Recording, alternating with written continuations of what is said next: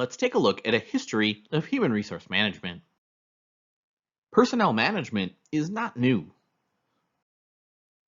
Personnel tasks were part of every manager's job, something that lasted in most countries until the 1800s.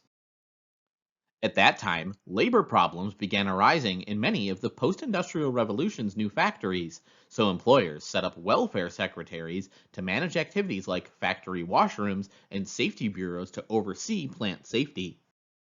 By 1900, employers set up the first hiring offices, training programs, and factory schools. Personnel management had begun. New union laws in the 1930s added dealing with unions to personnel's task. New equal employment laws in the 1960s made employers more reliant on personnel management to avoid discrimination claims.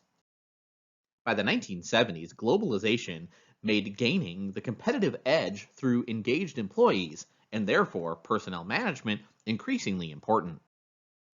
Today, economic, demographic, and technological trends make finding, hiring, and motivating employees more challenging. At the same time, more high-tech jobs means employers must excel at managing employees' knowledge, skills, and expertise. This is what we call human capital. A new human resource management is emerging.